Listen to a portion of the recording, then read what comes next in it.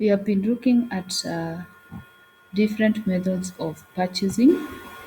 So today I want us to look at purchasing by cash and carry. And this method usually involves medium and small establishments whose orders are not very large enough to be able to get regular deliveries from wholesalers and food manufacturers.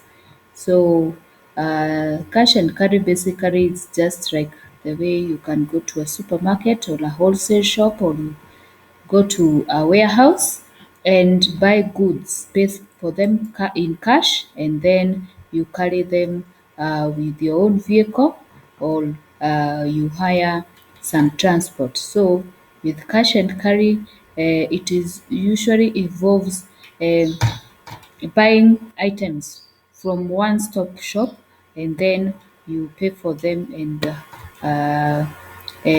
transport them for yourself. The purchaser visits a local wholesale warehouse to carry out his purchasing requirements. The cash and carry establishments have restricted entry to traders only.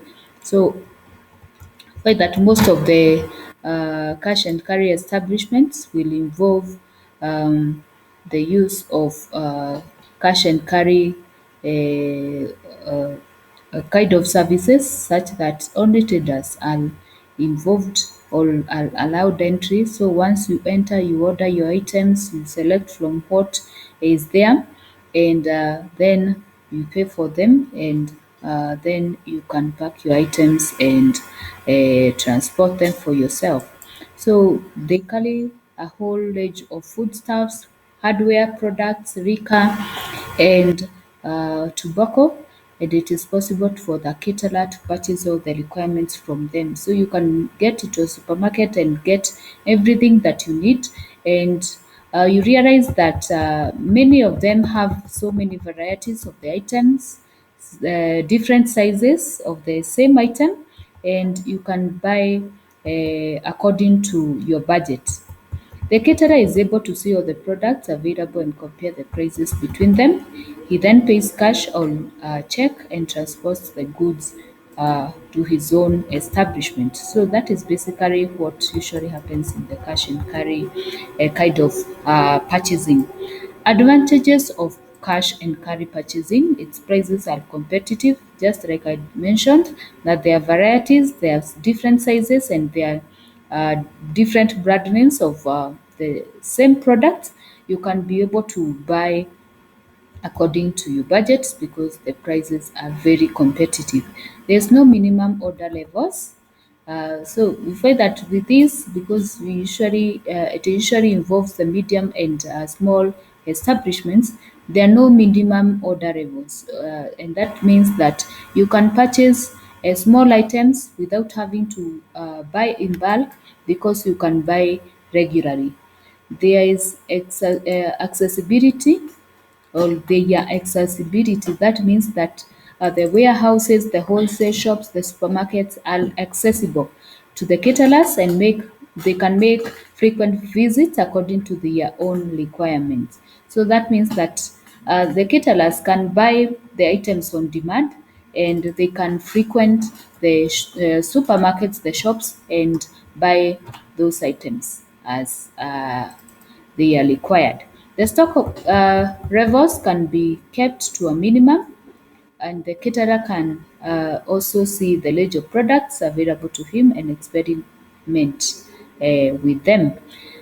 So the stock levels can be kept at minimum, meaning that you do not have to have so many items in the store.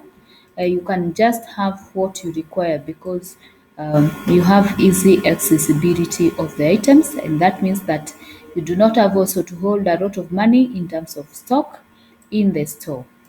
The caterer also can see the ledgers of items and you can experiment new products every time they are available. Disadvantages of cash and carry: in most cases, there are no delivery services. Most of these catering these cash and carry establishments, they do not usually have delivery services, and if they have, most of them they pay or they will charge for them. So you realize that with this, you cannot really rely on the delivery services of the cash and carry establishments. And then credit is not available to purchasers. You have to pay in cash, and there is no credit. You cannot uh, just pick the items and not pay for them.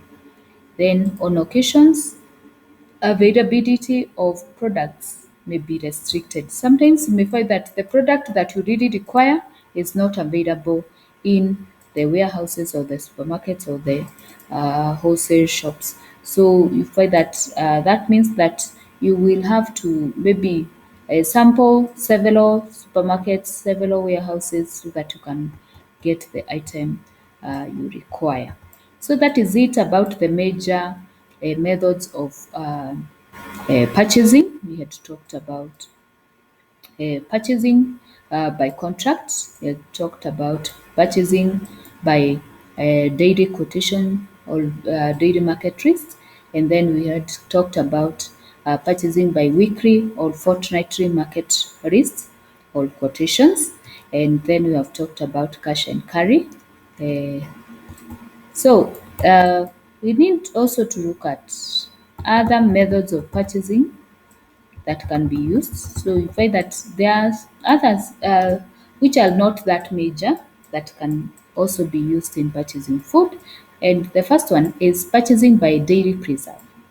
Purchasing by daily preserve is a method of purchasing that ensures continuity of supply of an item for the menu which is of a particular importance to a restaurant. So you find that there's those commodities or those items that are really necessary for a certain food item in the restaurant. And with this daily preserve, the item is paid for beforehand or before its requirement, so that in advance of its requirement, it's going to be available in the catering outlet and it's going to be delivered in time. So it is paid beforehand so that the person who is delivering it or the person who is selling it can ensure that that item is available in advance. So caterers are buying in advance in large quantities of a commodity to cover the needs of several months held and requisitioning requirements to suppliers who hold the stock. So that means that this item has to be bought several, maybe weeks, several months beforehand, so that once it is required, it is going to be available. And you find that these suppliers will have to have also that time for ensuring that that item is available. So you find that this kind of purchasing can be a kind of purchasing which can be expensive, because here we are talking about also items which may be not be available in the market, and that means that you really need to also buy in large quantities so that you can ensure that it is not very expensive for you. And some of these items can be maybe frozen prawns, frozen fillet of beef, etc. So these items, like the prawns, is most of the towns, prawns cannot be available. So maybe they can be available at the coast region. So before their requirements, maybe a month or two before they are required, they can be purchased at that particular time, and the supplier can be ready with them.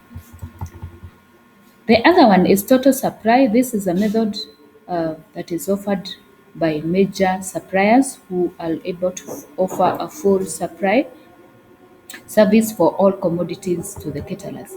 So with this, you find that the total supply is where you really work with one supplier to be supplying you with everything, basically everything that you need to be supplied to your catering establishment, because you realize that when you are working with the total supplier is to mean that they're going to supply basically everything. They're going to supply you with meat items, supply you with the vegetables, the fruits, the milk, basically everything, the dry ingredients and all other items that you require in the catering outlet.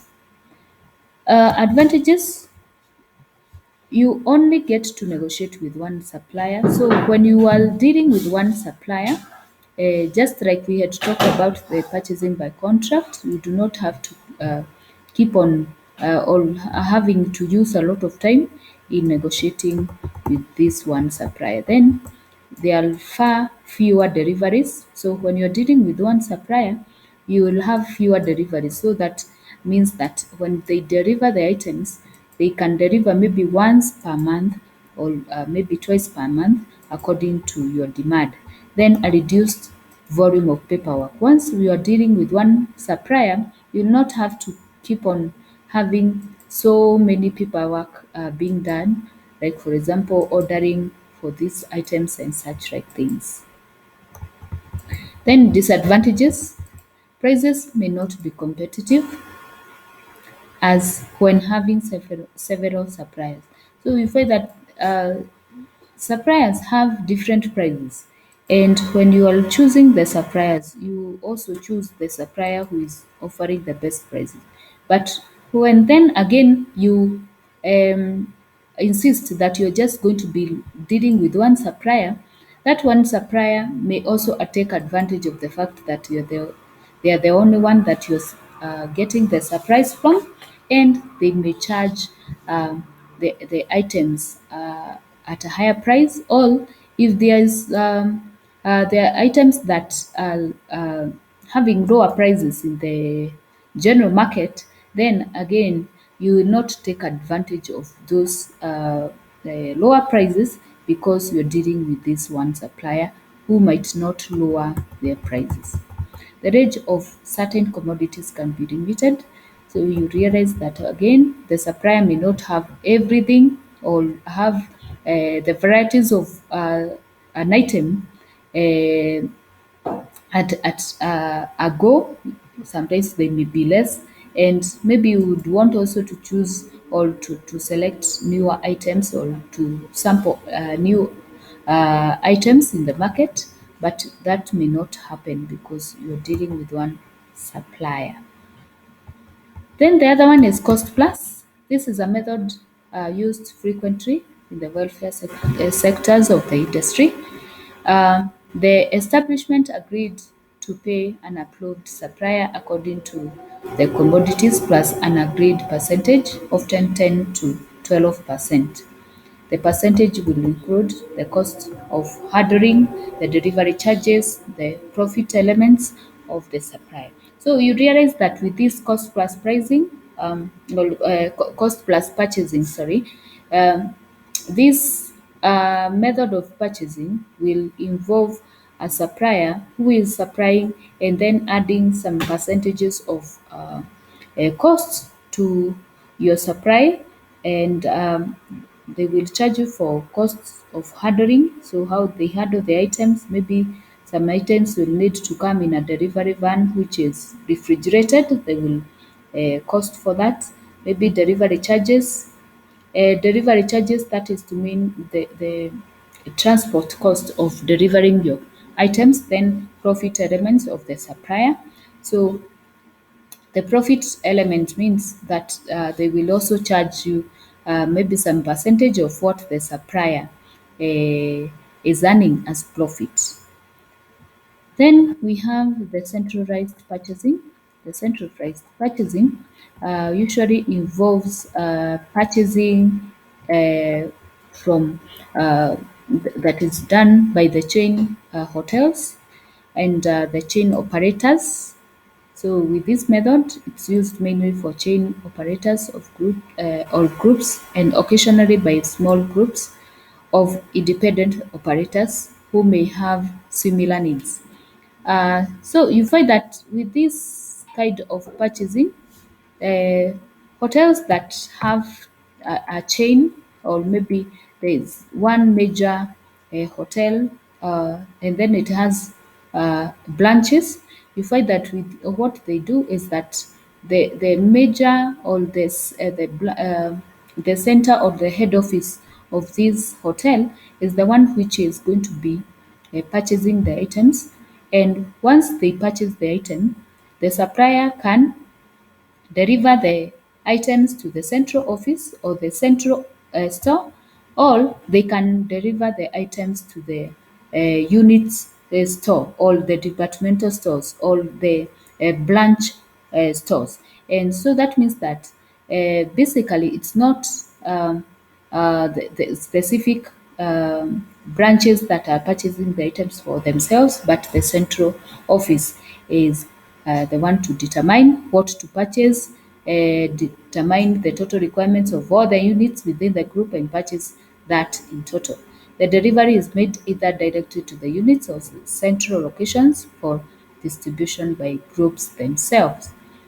Advantages: the price reductions due to bulk buying. So you find that since they are buying for the whole setup of the branches of the hotels or the chain, there's bulk buying. So that means that the prices are going to be reduced. Then wider choice of markets due to volume of trade. So you find that with this again, there will be there's very high or bulk buying. So that means that there's a wide choice of market, or from where they can buy from, they have a wide choice. Then greater range of stock items available. You can be able, they can be able also to buy a greater stock and also buy many varieties of the same items.